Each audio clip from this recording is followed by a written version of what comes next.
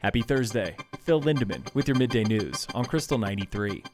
Disaster was narrowly averted yesterday on Mount Royal when a solo hiker got cliffed out on the rocky north face. Anna DeBattiste with Summit Rescue Group. Some folks who live in the neighborhood just below Mount Royal heard cries for help coming from up on the mountain, and we found somebody who had taken a little shortcut down from the top and taken a tumble and fortunately stopped just before she went over a cliff. This mistake, she says, is common. She told us that she didn't realize it was a shortcut at first. She thought it was a trail, and I think that's possible that it looks like the beginning of a trail up there because a lot of people have done this over the years. 4 hours later, the hiker was safely off the slope with a bandaged chin, a couple bruises, and a wild story. We don't usually do this, but we actually had the rescue subject and her parents participate in our after-mission debrief, and that was kind of fun. She's a little scraped up, but she was fine, and she was able to tell us how she got where she ended up, and we got to hear from her parents as well. Rescue group caseload has been rising in recent weeks,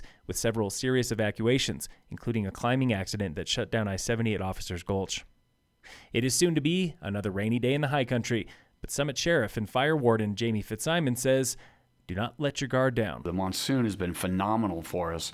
But if you look outside, these grasses are very tall, 2-3 feet tall. All that thick green grass becomes fuel when it dries out. In lots of cases, dead branches, dead lumber are laying on the ground, dead trees, and people need to be cognizant of that. The sheriff's advice to protect your home? I would say start with a weed eater and start cutting down these tall grasses on your private property. And then once you discover all the branches that have been knocked down out of your trees from the winds all summer, start picking those up. For now, fire danger is still moderate, with no fire restrictions in Summit. Frisco's backyard management plan south of town now comes with 1,200 acres of clear cutting for wildfire, 6 times more than expected. Councilman Andy Held explains the need. Steve Lipsher said at one of the Summit County Wildfire Council's meetings, if we did nothing here, because this is the other option, we can go down the road, we could do nothing. He envisions the ash storm on Frisco is Paradise, California.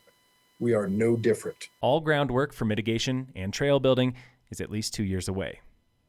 A group of 20-somethings in Oakland, California is fixing the city's pothole pandemic by cover of night. We are the Pothole Vigilantes.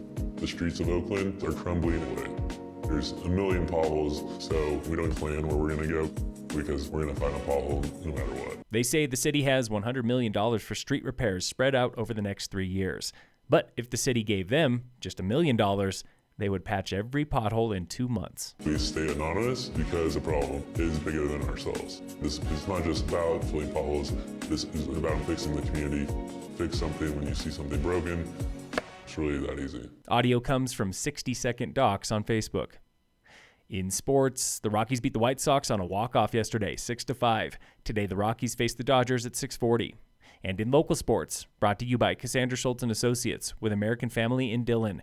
Yesterday was the Copper Mountain Melee, part of the Town Mountain Bike Series, where Breck's Taylor Sheldon took the men's and overall title. Claire Hansen out of Leadville won the women's race. Fastest juniors on course were Fiona Floria, Elliot Drumright, and Siri Kroom. Finnegan Brown beat Carter Niemkowitz by just a second. Phil Lindemann, Krystal, 93 News.